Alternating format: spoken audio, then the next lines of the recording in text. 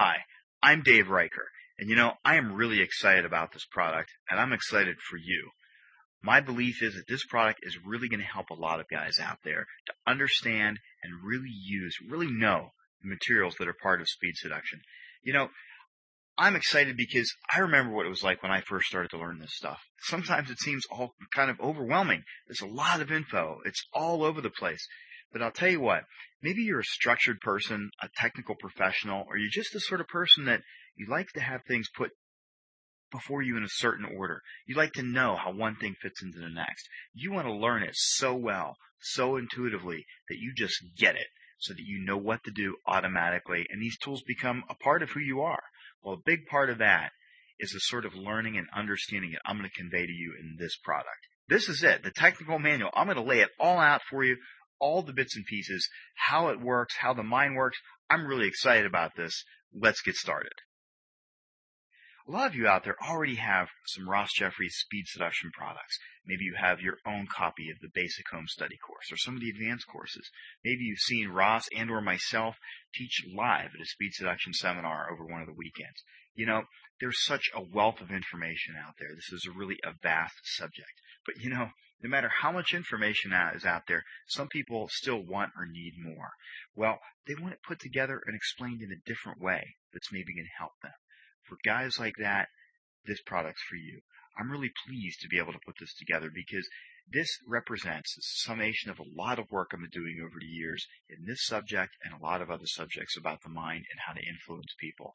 Speed seduction is an incredible set of technologies, and my hope is that after getting through this product, really learning what's discussed in here, really doing the exercises and making this a part of you, that you're going to get so good at this stuff that it's going to be like a whole new life for you. I want to step back and take a moment to summarize what we're going to talk about and what this product is made up of. There's several major parts. First, obviously, I want to sit down and actually give you some instructions about how I want you to get through this product and how I want you to best study it and use the information in it. It's pretty important. You'll understand why a little later on. Then we're going to discuss why we need to do this. Why do we need to have a structure?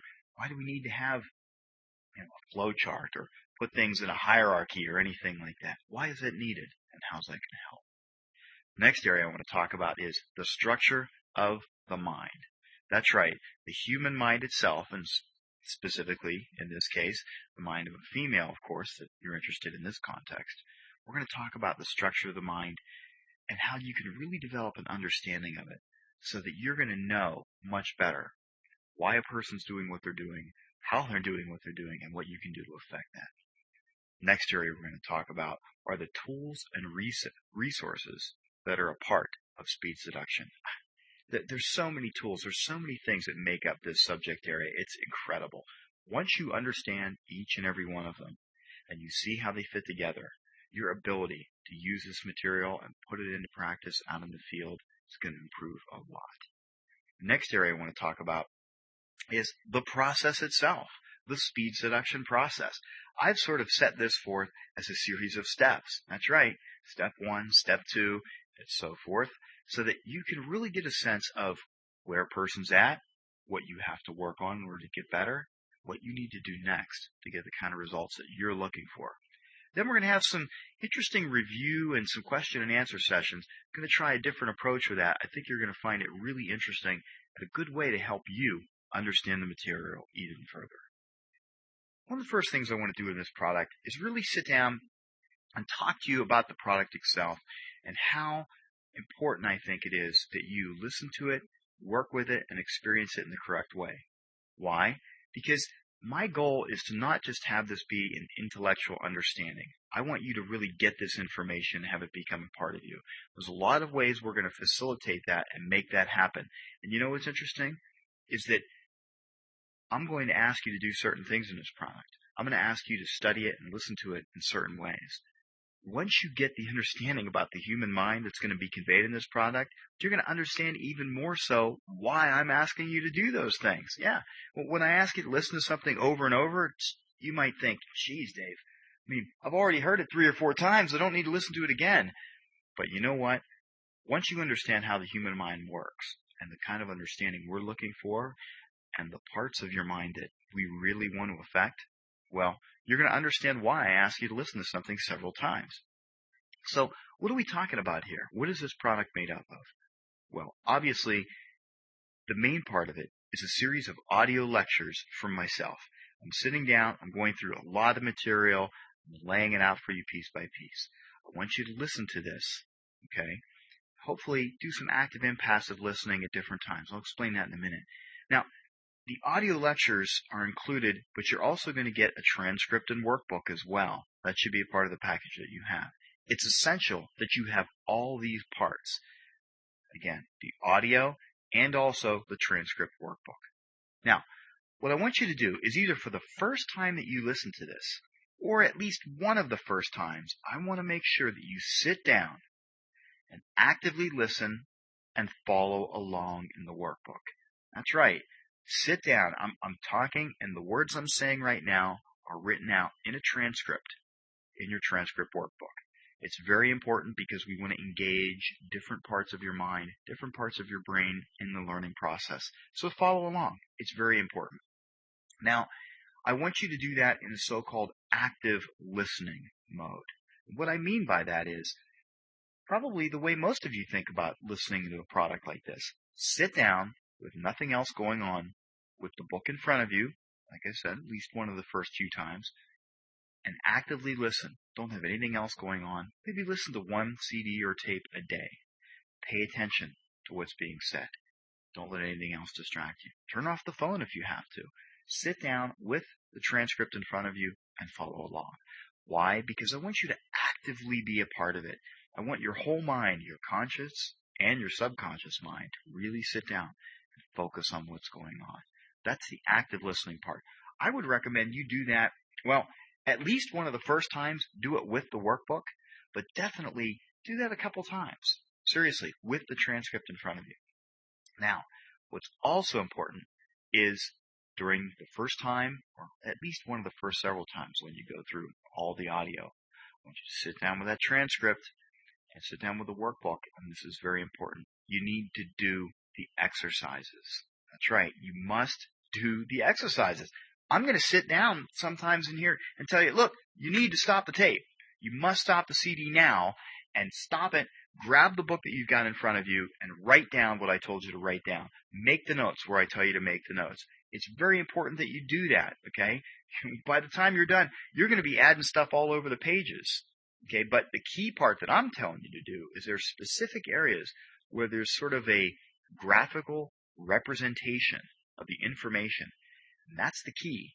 You know, I could have put in fancy graphics and built those for you, but you know, I want to make sure that you are a part of the construction process, that you're actively engaged in the process of learning.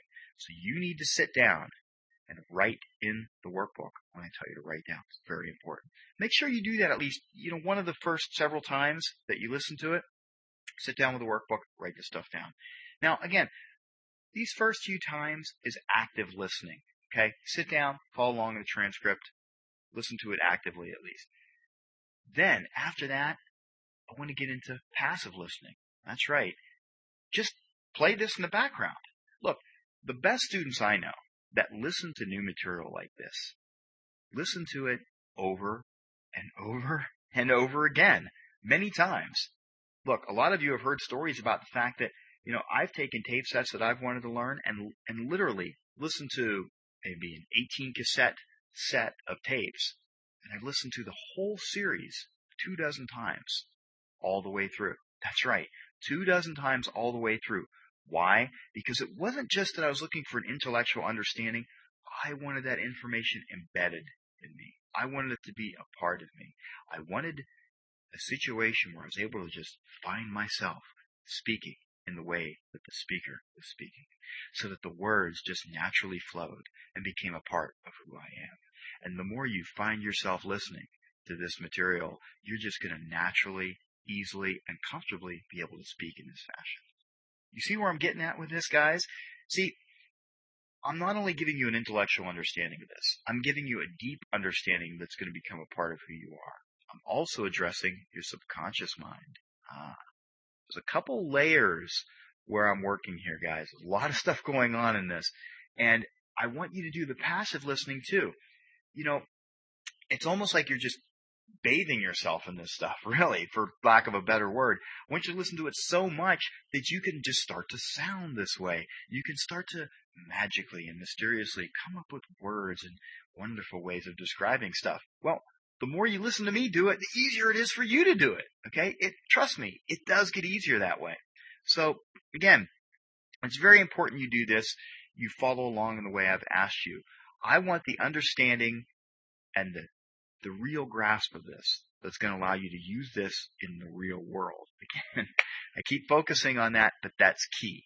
So remember, follow along in the book, do the active listening, do the exercises, write the stuff down when I ask you to do it, and also get into that passive listening mode. I'd love to hear from some of you guys that have listened to this entire set of CDs or tapes 10, 12 times.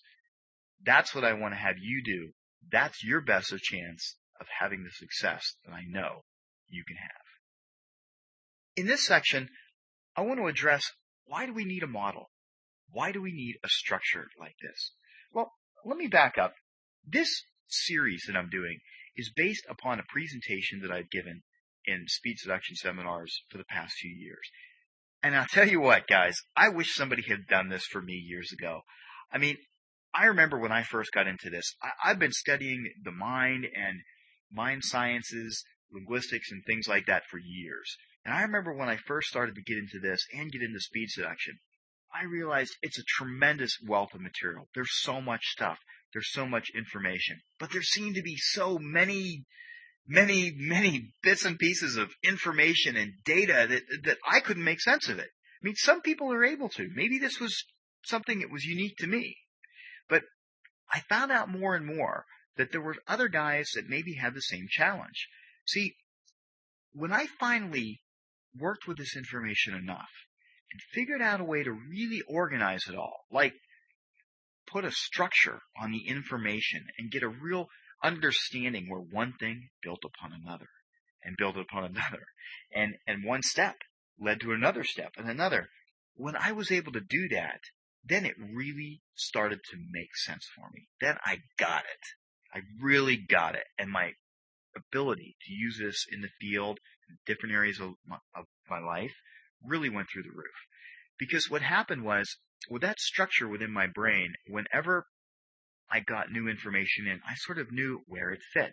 I could assess how important it was. When I learned of a new technique, I could learn that in light of the other techniques and the other information I already had. It's almost as if I had built myself a house with a set of rooms in it. And now that I had one room for one area and one room for another type of thing to store, I knew where to put the different things. Okay? Oh, this goes in the bedroom. This goes in the kitchen. This goes in the garage, that sort of thing. Once I sort of had this categorization down, it was so much easier to learn new techniques because I saw how it fit into existing techniques, how it might be better than other techniques or not as good as some, and I saw where to use the techniques because my understanding was there. Now, in the real world, I don't necessarily want you to think of this as a flow chart or something. I mean, it doesn't work that way. Trust me, we're going to put things together in a fashion, with step 1, 2, 3 and things like that. But it's not like you're going to go out in the field and be talking to someone and say, well, okay, I'm at step number 2 in subsection A, and I need to go here, so I'm going to use... No one thinks of that way in the real world. It doesn't really work that way because when you're there and it's intuitively a part of who you are, the process of knowing what to do next is natural because it's part of your subconscious. But sometimes the process of getting it there, getting it into your mind, getting it into your subconscious, sometimes you need a little bit of a structured fashion to do that, and that's why we've put this together. One of the reasons I have you write this stuff down and fill in the graphics, again, that's coming up in the workbook and in the transcript, is that I've come up with some graphical representations of this, where you can have one thing is sort of above something else, or one step leads to something else, okay?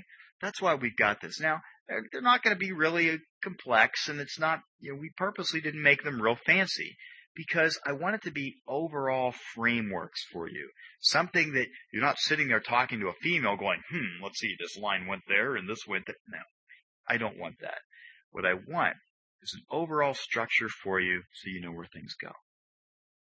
Now, when I talk about a model and a model for these processes and a model of the mind and things like that, well, I know what a lot of guys are thinking. They're saying, a model, where is she? Can she meet me in my apartment?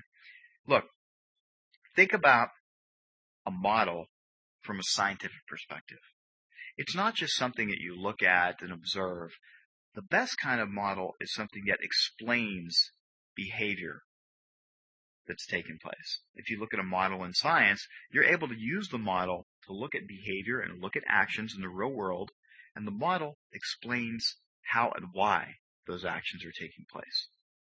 Now, the models that we're going to be working with will allow you to look at behavior that's happened in the past and have a much better understanding as to why things are taking place. You're going to get the reasoning for why women respond the way they do. And you're also going to find out, you know what, guys? A lot of times their responses are not about you. They're their own person. They're having their own responses. You just happen to be in the area at the time, okay? And a lot of those things that just didn't make sense are going to start to make sense for you. Now, the other thing about a model is that, well, look at science. The important thing about models is they allow you to predict behavior so that if you have a certain set of conditions, certain things are going on, you can predict what's going to happen. That's what happens in experiments, okay? You might have an experiment and you can explain what happened, but if you have a good model, it also allows you to predict what's going to happen in the future. That's been a key of science. It's also one of the things we're going to talk about here. Now, you've got to understand, there are some limits to this stuff. We're talking about the human mind. The human mind is vast and it has different responses. There's so many things to consider that we can't possibly predict with absolute perfection. There is a random factor here, guys, that you're never going to be able to pin down. But for the most part, in terms of overall percentages, we're going to get pretty good at predicting what could happen given a certain set of circumstances. Okay? Now, the third thing about a model that's really key is once you know a model and you can explain what's happened, predict what happened, that also allows you to then alter or create things that are going to happen. That's the power. That's the key, and that's what we're really looking for in this technology, isn't it? I mean, if you understand the mind, you understand the tools we have at our disposal, and the series of steps you want to take somebody through, and with that kind of power and that kind of understanding, you're going to actually be able to alter the behavior that somebody would otherwise have. You're going to be able to create behavior in a good way. That's what this is all about. Does that sound good? Yeah. Now, you know what's interesting? See, we're learning about this in the context of speed seduction because this is the speed seduction technical manual. But this is going to be applicable not just in this context, but in other contexts. Once you really understand how all this works, you're going to be sitting here thinking, wow, I could use that in sales, or I can use that in job interviews, or just, in general, working with people. That's the real power, and that's why the real deep understanding of this stuff is going to help you. It's funny, with all the discussion of models and the things like that we're talking about, I have to take a few moments and address a few things here. It's really funny. I mean, it's really interesting to see some of these systems that have been created out there to help guys meet women. It really amazes me to see some of these systems that people have put together and what they're built upon. A lot of it's just wrong, guys. I mean, look, I'm giving you an example. See, what people observe and what people think works is based a lot of times on who they are and their own reality. There's a lot of guys that view interactions with men and women, and just some women have seen this too, and they think they understand how this all works. And they try to explain it with these systems, and some of them are just ridiculous. Let me give you an example. Like, what if somebody like Mick Jagger had a system? Yes, the Mick Jagger system for meeting women. And his system would simply be, you walk into a room, you hang out for a while, some gorgeous women come up, and basically you get to take your pick. That's the Mick Jagger system. Thank you very much. Now, based on that reality of Mick Jagger or some, movie star or somebody rich and famous or whatever, that system would work great, wouldn't it? And he could probably, very emphatically and very believably state for himself that that's a system that works, and it works 100% of the time. Well, it works for him. See, there's a lot of guys out there that have tried to put these systems together. And some of them, what you don't know, some of these guys who put the systems together are maybe very good looking, or they're young, or they're rich, or some combination of all these, or they're, 6'5" and great looking, or they're, I don't know, an artist or a musician or a magician or whatever. Okay, based on their reality, they might have put together a system and even models and complex terms that explain what they do. And you know what? With all due respect to these guys, I believe that they're right. For them, what they do works for them. What Mick Jagger does, just walk into a room and be Mick Jagger, that works for Mick Jagger. But is that going to work for the average guy out there? What about the average guy who's not very great looking? The average guy who's not rich and famous, who's not a movie star, who's not a rock star? That guy needs an understanding of everything and a model that's going to allow him to come up with ways where he can be his best, where he can represent himself in the best way, where he has the best chances of success. See, the stuff we're going to talk about in this product, in this technical manual, is going to give you that level of understanding. And even, it's interesting, these other systems have all kind of special cases that are talked about. We're going to talk about that to some extent too. You're going to be able to explain all the other systems by understanding what's in this technical manual. See, once you learn this, it's going to allow you that understanding and that flexibility so that, whether you're a 50-year-old guy who has a lot of money or a 25-year-old guy who lives in, the middle of the Midwest, or maybe a foreign guy who, has a thick accent, you're going to have an understanding of the different component parts that you need to really be effective, to really know these skills, and to really get the results that you're looking for. So, that's the overview. That's why we're putting a structure to this stuff. That's why we're putting these models together, okay? You guys wanted a technical approach. You wanted step-by-step stuff. Well, let's continue. The structure of the mind. That's right. We are going to talk about the human mind itself.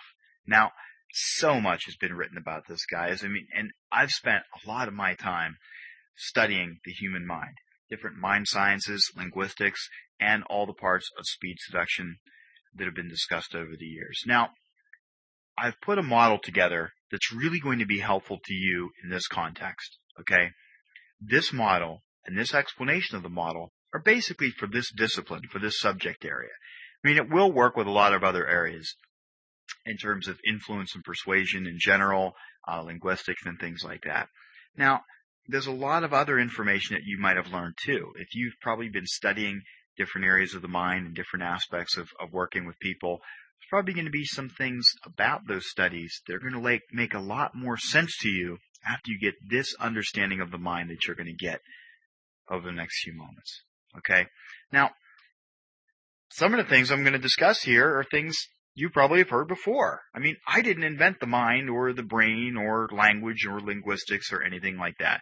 In fact, I gladly pay homage to those who have put a lot of this information together. I'm building a lot upon some stuff that some other people have done.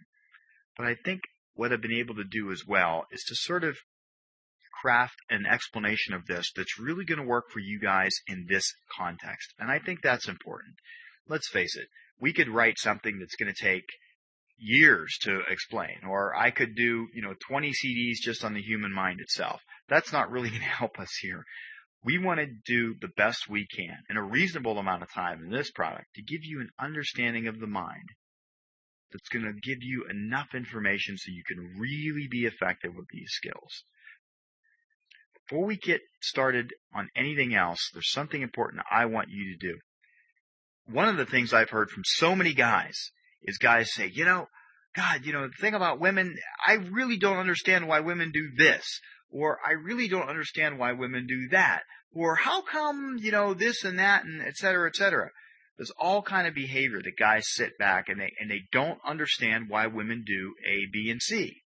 Now, a lot of guys just want to say, well, that's the way women are, whatever. And I understand that. Sometimes people get frustrated or exasperated and they just want to say, whatever.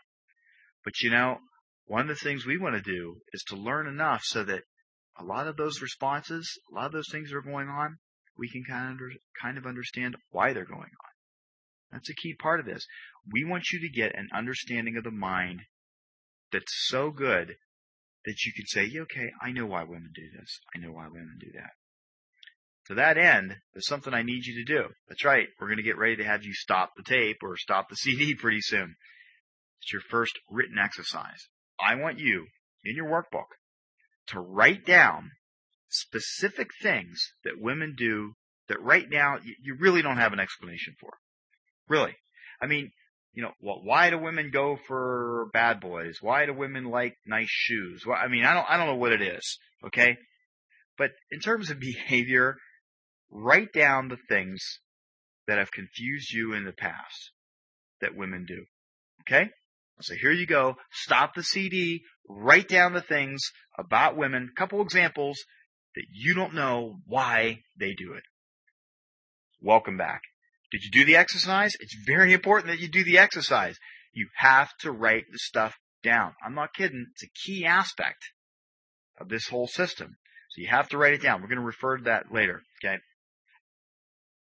Have you ever gone to a store and maybe had a customer service problem? I mean, you're working, maybe you didn't get the service you wanted. Maybe you're working with somebody behind the counter and you're arguing with them for 10 minutes, 15 minutes, 20 minutes. And then it becomes apparent that you're arguing and you're working with somebody who really doesn't have the power to help you anyway. It's almost like it's a waste of time. I mean, you're doing everything you can because, I don't know, maybe you need to return something or it wasn't the right size or it wasn't the right part or something like that. And you're working with the person on the counter. They don't understand. You're trying to get them to understand. You're trying to understand what they need or whatever, and you're just not getting anywhere. Did you ever get that sense that you were dealing with a person that wasn't in charge? That you got to go to somebody else? You got to go somewhere else to really deal with what's running the show? Do you ever have to say, I need to speak to your supervisor. I need to speak to somebody in charge. I need to speak to somebody that's really making the decision. I need to know what's in control here. Does it ever happen to you? Well, guess what? Chances are you said yes, but even if you didn't, the answer for you still is yes. Because in a lot of respects, that's what a lot of people do. See, we're going to talk about the human mind now. And we're going to get into the fact that, well, for a lot of you, you've been dealing with, communicating with, and addressing the part of the human mind that's really not in control. What we're talking about now is the conscious mind and the subconscious mind. Now, if you look in your workbook, there's another area, and you're going to see a big triangle on one of the pages. See that? And the big triangle has a top part, relatively small, compared to the bottom part, which is pretty big. Now, what this is a very crude representation of the human mind. Yeah, it's a triangle, I know. It's pretty basic. But, again, we don't want the graphics to be complex. We want them to show graphically some phenomenon, some things that are taking place. Okay? So, look at that triangle. Now, the part on the top, is much smaller. That represents the conscious mind. The conscious mind is, that person behind the counter who's all chatty and taking up all your time. The conscious mind is what a lot of you guys have been focused on. I mean, the conscious mind responds to details, facts, figures, things like that. Okay? The conscious mind is that chatty part of your brain that you listen to a lot of times. Okay? The conscious mind is the one that tends to focus on the content of things. All right? Now, the conscious mind is actually quite wonderful. It has power in its own sense. When you think of things like science, philosophy, okay, mathematics, things such as that, a lot of those are creations of the conscious mind, or the power of the conscious mind. Okay, so there is a power to it, and it has its own sense of power. Now, it might not be in charge, but it has its own sense of power to it. Now, the conscious mind is what arranged for you to sit down and listen to this tape set today. The conscious mind is what set the time on your schedule or calendar for you to have this hour or so to listen to this CD. Conscious mind is what made arrangements for you to buy it and balance your checkbook and do all those sort of things. Okay? But look at the triangle. The bigger part of the triangle is the part on the bottom. That's the subconscious mind. Now, what I want you to do on the triangle there is, if you look at the triangle, there's a couple places for you to write stuff in. There's a couple things I want you to write into that top part of the triangle. First off, you see there's a big thing that points to the top that says conscious mind. All right? So the top part is the conscious mind. So there's some places in that upper triangle. They're either in there or pointed to, and you'll see. I want you to write these things down. These are part of the conscious mind. Details. Write that down. You have to write it down. Okay. Facts. Figures. Time sense. Content. Get all that? Details, facts, figures, time sense, content. Also, single tasking. What do you mean by single tasking? Well, it tends to focus on one thing at a time. Now think about that. Even if I tell you, think of an elephant and a broom. Think of them both at the same time. Well, you tend to do one of two things. You either think of an elephant and then a broom, then an elephant, then a broom, then an elephant, and a broom. Or what a lot of people do is they make a picture of an elephant with a broom next to it. It happens pretty frequently, okay? The conscious mind is single tasking. It's focused on one thing at a time. Now, the conscious mind is different. We're going to get to that difference in a moment. But it's important that you understand this distinction. Now, those are all the things that make up the conscious. There's others, I know. But for our purposes, those are the things we're focusing on. Details, facts, figures, time sense, content, single tasking. Over on the page to the right, you're going to see an area for you to make some notes on the conscious mind. I really strongly suggest that you do this. This is very important for you and your understanding, okay? Now, think about the conscious mind. It's like that store clerk who won't let you see the supervisor, the loud store clerk, okay, who won't let you see the supervisor. And think about it. The conscious mind, for a lot of guys, it's the primary focus of dating. Think of what a lot of guys try to do.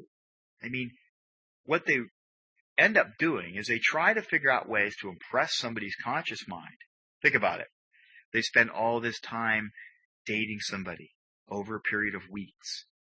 That's a time sense. Okay. Content. They sit and have these conversations where, I love this. They have these conversations where they're finding every way they can to talk about how much money they have in their cars and what they've been and what they've done and all that sort of stuff. Now, to some extent, they might address the subconscious over time, but it's kind of by accident. Okay? What they're really doing by sitting in their date mode, if you will, is they're addressing a woman's conscious mind. But the conscious mind is not really in control. Okay? What's really in control is the subconscious mind. Now, the primary focus of dating being the conscious mind, you can see why a lot of guys lose the mark. A lot of guys, now, sure, you want to bathe, you want to dress nice, hopefully have a nice car, have some self-respect. But when it comes down to it, think of a lot of times women will say, a guy can have all the perfect attributes in the world, but she'll say, I didn't really have that sense about it. Where you just know that it's right. You just know that you want to spend time with this person. That sense just wasn't there. Oh, he had the money, or oh, he looked good, or oh, this and that. But on some level, I just didn't feel comfortable with it. Now notice the language I'm using when I talk facts and figures. It's kind of a conscious mind stuff. When I'm talking more vague, that's subconscious mind talking. That's subconscious talk. Okay? That's sort of the language of the subconscious mind. What do you think is more powerful? How many times have you heard a woman talk about, well, this guy wasn't really perfect for me, or I didn't know him that well, or I didn't date him that long, or he didn't really have the kind of job, or he's not really the type I normally go for, but there was just something about him that was so wonderful and so fascinating that I just found myself doing things I normally wouldn't do. You see that? See, there, in that case, the conscious mind stuff wasn't there, but the subconscious mind stuff was. What do you think's more powerful? Is this starting to make sense? See, we're going to get into a little more detail now about the subconscious and what makes it up and how it tends to think. But think about it. The conscious mind has all those facts and figures and details. Now, again, there are reasons why dressing well and bathing and having a nice car tends to help you. Okay? They do. And we'll get to that in a while because it does help the subconscious to accept you more. But if you're purely focused on details, facts, figures, time sense, and content, it's really not going to get you very far with meeting and having any success with the women or woman that you want. Okay? You've seen guys who fall for some woman and they go, oh, they have an argument with her. Oh, but I've known you for this long and I've got this kind of job and you said you want, and I've got this and I've got that and we've been going out for this long. Oh, it's a losing battle. It's kind of pathetic. Because once a woman, if her subconscious has not accepted you, if her subconscious does not like you, you can argue with her conscious mind until you're blue in the face. You can have everything that the conscious mind looks for. But if the subconscious isn't happy, she's not going to be happy. That's what a lot of you guys have to learn. The part that you've been focusing on is the wrong part. You've been talking to that counter clerk who really can't get you the customer service that you want. Eventually, you got to learn to say, you know what? I need to talk to the supervisor. I need to talk to someone in charge. And in this context, what tends to be in charge is the subconscious mind. Now, when we're talking about the subconscious mind, we're looking, well, if you look in your materials, you see that big triangle once again, and at the bottom of it, you see a big open section. That's the subconscious mind. It's bigger because in a lot of ways, it's far more powerful than the conscious mind. Okay? It's ultimately what's in control. If your conscious mind's saying one thing and your subconscious is saying something else, guess what's going to win? It's the subconscious mind. You could sit there, I'll give you a great example. There's a lot of guys who understand that there's no reason that they should fear a pretty woman. Think about it. A woman in a bikini or attractive woman that they really like. I mean, when you look at the details and the facts and the figures of it, okay, there's no reason to fear her. There's no reason why they should physically think they're going to be harmed. There's no sense at all, why they shouldn't be able to go up and say what they want. Consciously, this totally makes sense, right? But of course, you've seen it, where a guy sees that pretty girl and wants to walk up to her and all of a sudden starts to feel nervous and his palms are sweaty and he can't put two words together and he can't even think. Well, the subconscious is reacting in a certain way. Okay? What's more powerful in that situation? I mean, you've heard of things like phobias. I mean, there's really no reason why anybody should fear maybe a needle, maybe fear, going in an aircraft, maybe fear spiders. I mean, think of common phobias that people have. I mean, you either have one or somebody that's got one, right? And you could talk to them all day long about the fact that, well, they shouldn't fear this and this is really not a problem. And even consciously, they might agree with you. Stick them in that situation where their phobia button's going to get pressed and boom, their subconscious just goes haywire. And they can't do whatever or say whatever, or their pulse goes up or their temperature goes up, whatever reaction you're going to have. What's more powerful in that instance? Obviously, it's their subconscious mind. Now, what we want to look at is to really understand people, to really understand the mind, we need to look at the subconscious and get a deep understanding of how it thinks and how it works. So we're going to look at that triangle and look at the bottom of it because you're going to fill some things in now. Now, first off, you have to understand it is multitasking. Write that down, multitasking. multitasking. Now, in terms of multitasking, what do I mean? Well, it's able to look at many things at once and process them all at the same time. Think about it. I mean, when you're driving a car, once you've learned how to drive a car, your subconscious is really doing most of the driving, isn't it? I mean, you're manipulating one pedal and another pedal, and your right hand's doing one thing and the left hand's doing something else, and you're looking up this mirror, that. I mean, you're doing, 8, 10, whatever things at once. Subconscious is running the show. Your conscious mind might be navigating, but your subconscious is doing all these things at once. It's also keeping your heart going, keeping your breathing going. You could be talking and it's helping put the language together for you. It could do a lot of things at once. So the subconscious mind is extremely able to multitask and do many things at once. The subconscious mind tends to focus on process, how things get done, not necessarily content. Okay? Well, that's different from the conscious mind, isn't it? Think about it. Up there at the top, we wrote down content. Down at the bottom triangle, you want to write process. In fact, let's make sure you do that now. Remember, in the bottom triangle, there's some places to make notes and to write stuff. So I want you to write down in the bottom thing. And we're probably going to write down, 10, 12 things in the bottom. And then, again, on the right-hand page, you can make notes at more length. But on the left hand, where you see the triangle and you see the big base of the triangle, okay, in that area, I want you to write a couple specific notes, like we just talked about multitasking. Write that down in the lower part of the triangle. And also, in that lower part of the triangle, write down process. You could put parentheses, not content, after it if you want. So it's focused on the process of getting things done. Very important.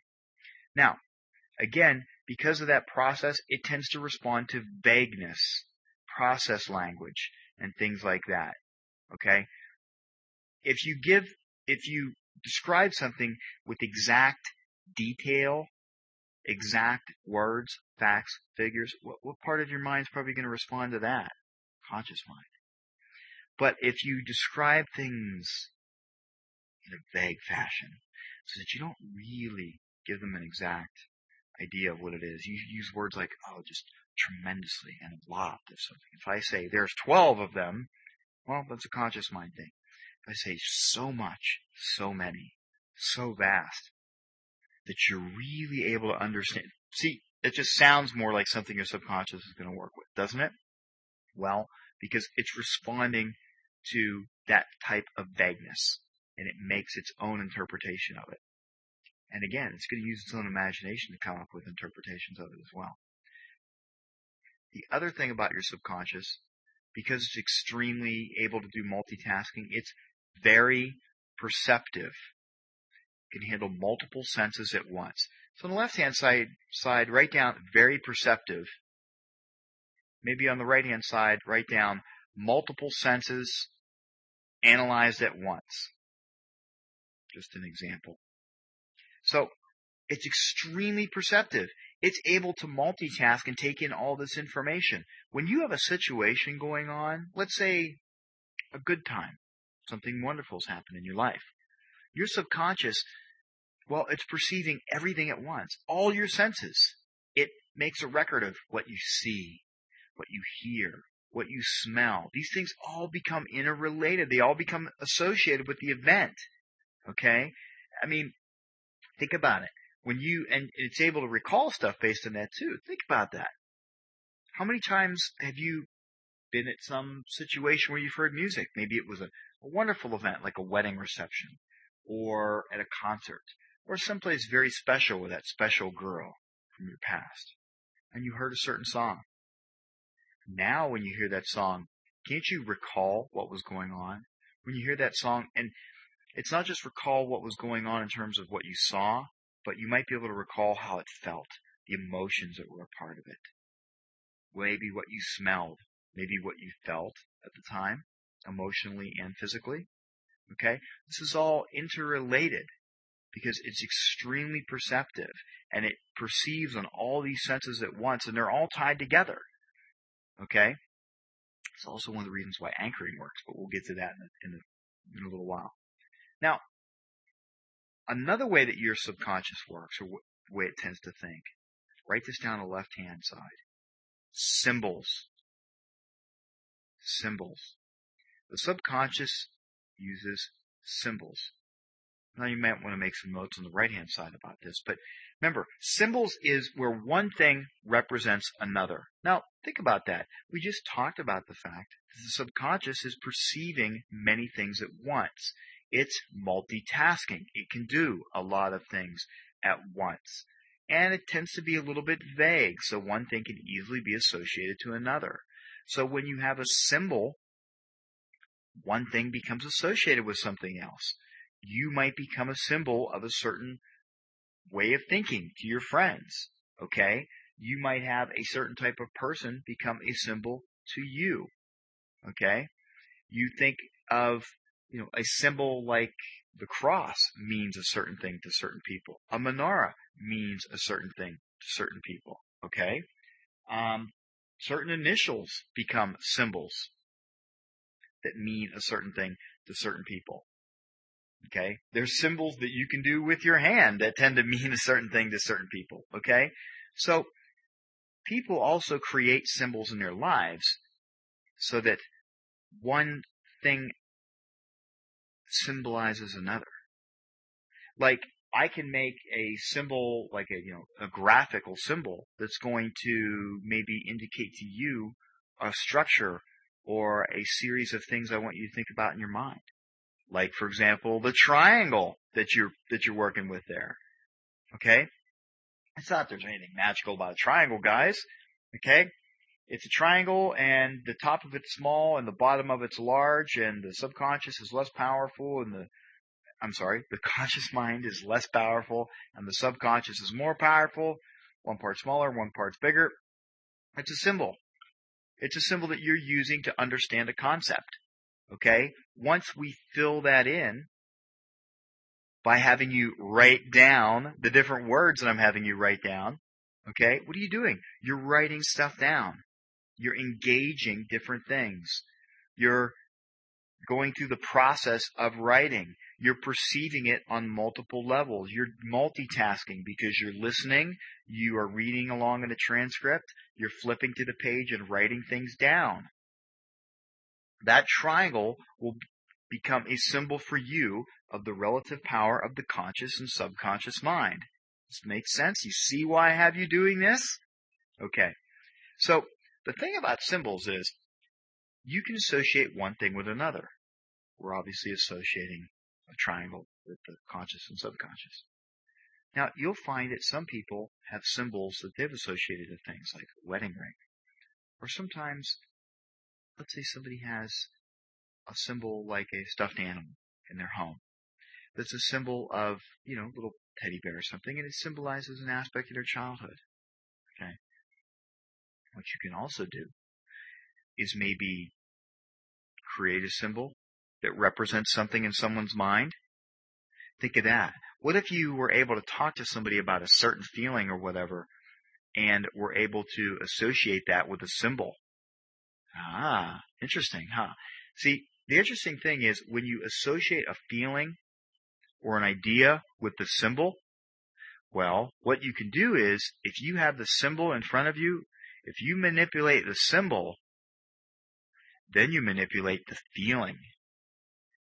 Does that sound like it might make sense to you? Do you ever see these demonstrations where somebody talks about maybe a ball of light, and imagine the ball of light represents warmth, and as the ball of light gets larger and larger, well, you just took the feeling of warmth and symbolized it with a ball of light. And you tell the person to imagine the ball of light getting bigger and stronger and brighter, and they feel warmer. Because, again, you equate a symbol to a feeling, you manipulate the symbol, and you manipulate the feeling. Does that sound like something you might be able to use? Does that sound like something that you've heard about in other materials? Yeah, I'll bet it does. So that's where that comes from. Now, the interesting thing is, see how this all interrelates? When I talked about symbols, I described to you how vagueness works into that. How you're talking about the process of how you move that symbol. How multitasking.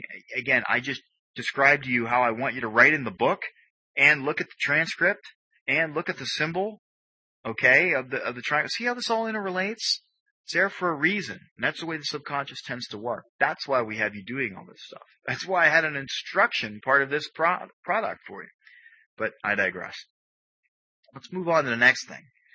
And the next aspect of our subconscious that we want to deal with is roles. I mean, R-O-L-E-S, roles. This is very important. So, again, in that box, the lower part of the triangle, write down roles. Now, you may want to make some notes on the right-hand page about this. But roles. The subconscious understands roles because roles are part of who we are, even in an animalistic sense. Think about it. Roles like the pursuee and the pursuer, the hunted and the hunter, the teacher, the student. These are role structures that the subconscious is very well aware of. We've heard discussions of these in speed seduction materials all throughout the years. Okay? These role structures are there, and they're very much understood by the subconscious. So that when you walk up to an attractive woman, guys, and you're playing the role of the the pursuer, she understands that she's the pursuee. She falls right into the role. The subconscious understands that. Okay? If you go up there and you're like, oh, I love the guys smart guys who might know something technical, okay? It always amazes me how older guys think they're going to impress younger women by teaching them stuff. Now, you can, but you got to understand this. When you walk up and you start becoming the teacher, then they start becoming the student. Okay? That's a role structure, guys. It's in her subconscious. People fall right into that, and they understand how that works. Now, if that's going to work in your favor, fine. If it's not going to work in your favor, then don't go up to somebody and start being a teacher. All right? Now, these structures are there in the subconscious, and they're things that sometimes will work against us. Again, if you make it too obvious that you're pursuing someone, okay, they know that you're coming after them. They see it a mile away. They can feel it. They can sense it. All right? That's why some of you guys that make it really obvious that you're trying to pick up somebody, hello, she knows what you're doing. She knows that she's the thing of value. She knows that she's being pursued. She knows that she's in control. Okay? A lot of you guys need to watch that. Now, there's other role structures that, well, there's things that you might want to be aware of. What about the role of the shy person? You think she's familiar with that? Did you ever walk up to someone and walk into that role, being the shy person? Yeah. Now, if she recognizes that role, and you fall into that role, that might not work to your favor. What about the role of somebody who's intimidated? Yeah. A woman that's extremely attractive, and you walk up and like, oh God, you're just so overwhelmed by the way she looks. Well, that's a role too. It's not going to work in your favor. Or the role of somebody that's desperate. Like, a guy who hasn't met a woman in ages and he's desperate and this has got to work. Or he's been studying stuff and now he hasn't talked to a woman in 6 months and God, this really has to work for him. Yeah, that's a role too. Now, the subconscious recognizes these roles and senses them very quickly. Because again, the subconscious is extremely perceptive. It's able to multitask and view things in a lot of different ways. It's looking for symbols that tend to associate you with the role of a shy or intimidated or desperate person. What about other roles that might work in your favor? The role of being, an interesting guy. The role of being the adventurous guy. Or the charming guy. Or the suave guy. Or the James Bond guy. Okay? Those are roles too. You can take on those roles as well. Those are also roles that her and her subconscious are going to recognize, and she'll respond appropriately. Okay? There might be some symbols that are equated with those roles. Now, this is where we get into, just to touch on this a little bit, guys worry about clothes and things like that. Well, it's not necessarily the clothes. I mean, clothes might have an effect, but, if you're going to walk up and be in a certain role, there are clothes that tend to symbolize that. Okay? A lot of these guys want to dress up, in certain types of outfits. Well, what role does that convey to a woman? If you walk up and you dress like a geek, you're playing the role of a geek, your clothes symbolize a geek, well, she's going to respond to you in that role. Okay? That's how this works. Now, she's also perceiving things on multiple levels. So if you're trying to take on a role that really is not you, she's going to be able to perceive that too. That's what a lot of guys aren't aware of. Because remember, she's extremely perceptive. She's perceiving things on multiple levels. A lot of senses are taking in information at once. Okay? So if you walk up and you're not able to really act in that role, she's going to know. So a lot of these guys that just try to take on a persona, like, hey, I'm just going to be, the seducer man. Well, if you're not yet, she's going to know it. Okay? If you try to walk up and be, Mr. Joe Pimp, and that's not really who you are, she's going to perceive that too. Okay? So watch out for that. But the roles can work in your favor. We're going to talk about that some more in the future. Now, I also want to talk about something else in the subconscious, is that in the subconscious, there's no time sense. Write that down. Write that down in that big triangle to the left. No time sense. And again, let me stop for a second. Again, that triangle, that lower triangle, that's where I want you to put in short descriptors that describe the subconscious. Things like multitask, process, not content, symbols, roles, no time sense, very perceptive. Okay? Very important. Now, no time sense. Now, the subconscious is aware of time, but it tends to be aware of time as a series of events, meaning the subconscious of a woman might not care if you've gone out with a woman for 3 months. The subconscious isn't looking at the calendar. It isn't looking at her watch. It isn't looking at a date book. But the subconscious does get a sense of how comfortable she is with you, or how many experiences she's had with you, or how many perceptions she's had, okay, with you, or shared with you. What symbol you now represent, what roles you've taken on. But it's not looking at the clock. It's looking for safety, security, comfort. We'll get to those in a moment. But it doesn't have time sense in terms of 1 week, 2 weeks, things like that. That's why, have you ever heard language that says things like, there's a part of you that doesn't respond to time, that just knows. And it's not about the weeks or months on a calendar, but it's about knowing for yourself now that there's a part that just is able to make a decision because you just know that something or someone is right. Well, what part of you just knows? What part of you doesn't have a sense of time? Part are we talking about? What part do we really want to work with here, guys? The part that's in charge, the subconscious mind, okay? No time sense. Make some notes. Do whatever you got to do to remember that.